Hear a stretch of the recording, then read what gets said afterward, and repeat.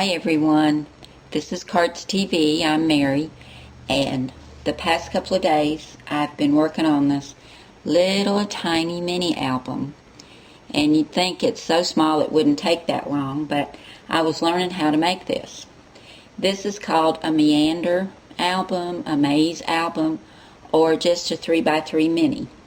I'd seen it the first time about a year ago on Janice's blog over at pausdreamenjoy.blogspot.com, and I just thought it was so cute and I wanted to try it, but I just didn't get around to it. And then recently I saw Roxy Fur did one, and also Beata on Split Coast Stampers, and several other people have videos on YouTube on how to make this. So this is not my idea, not by a long shot, but it's just really, really cute. And I'll be right back and tell you all about it and how I used tags, bags, boxes, and more for my tags. Believe it or not, the whole inside for this little album, all these pages, were made using one 12x12 sheet of paper. These papers were some that I did not like at all. I just didn't think they were pretty papers, and I thought I'd never use them. So I thought, okay, to learn to make this album, I'm going to use these papers, and that way, if it doesn't turn out, I won't have wasted paper I like. But you can see it's got borders, some big ugly flowers, some words, polka dots. I did kind of like that.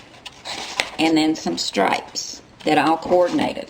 So I decided to use that to make this little album. I cut the scallop top tag over here on blackout because I didn't want a hole in the top.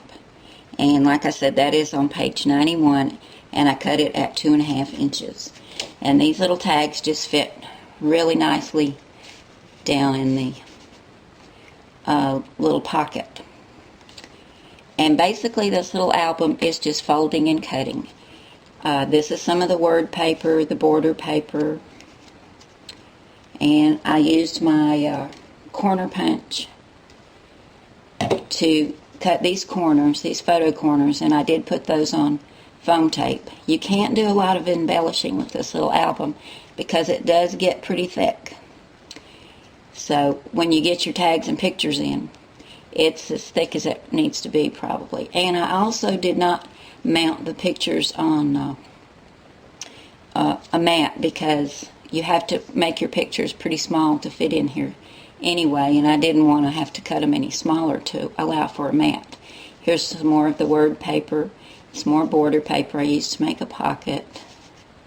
Another tag. And some of these tag pages come in from the top and some are from the side. This tag I stamped Live Big. And these are pictures of my grandsons when they were younger. Here's another little side pocket, and I used my scallop border punch to do this edge and this edge right here, because it's not too feminine for a boy's book, but you get a nice little edge that way. This one I stamped Share, and it goes right in there. This is another word, Play. Another corner punch. More tags coming out this way. And this is 2010. This is my grandsons when they've gotten older. And then this is just a diagonal pocket back here with another little tag, and I've used a journaling stamp for the back. But I'm going to come right back and show you how you make this little album. It is so neat, and it only takes one 12x12 piece of paper. We're going to score our 12x12 sheet of paper to make the inside of our little album at 3 inches, 6 inches, and 9 inches. We're going to turn it and do the same thing again. 3 inches, 6 inches, and 9 inches.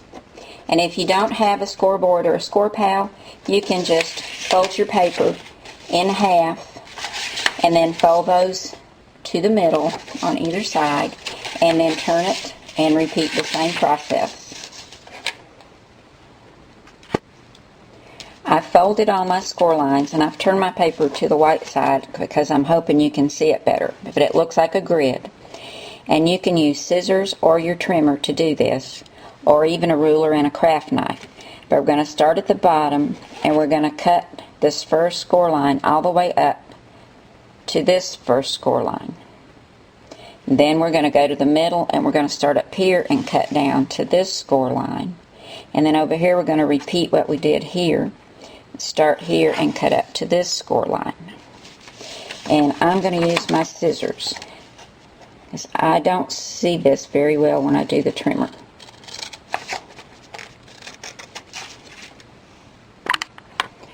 Okay, I've made all my cuts, and this is what it should look like. An M or a W, depending on which way you have it turned. And we're just going to start folding it up. Just Mountain Valley folds. And if you folded it before you started cutting, this will go really fast. And this is what we have when we get done folding. This will be glued to your chipboard cover right here, and this will be your first page. And in order to close these up and make the pocket pages for this first one, you just come under here and just put some glue here, here, and here, and glue that down, and that'll be your first page. And then you can take a circle punch and cut half of a circle out right there, and that would be your first pocket page. Then your second page, and if you don't want to make these pocket pages, just glue them down all the way together. But this could be a pocket page from the side, and then you would just come under here and glue it here and here, and then cut your notch. And if you want to, you can just glue them all down and just have solid pages and do mats. And then the back page would also get glued down to your chipboard cover. Very, very simple to do, but it makes a really, really cute little album. Thanks so much for coming by today, guys. I really appreciate it. And I hope I've been able to explain this well enough to where you can make your own little Meander or maze album, and maybe put your grandkids or your kids in one, and this will fit right down in your purse. That's what's so nice about it, and it makes a great little gift album too. Have a great day, everybody, and I hope to see you again soon. Bye now.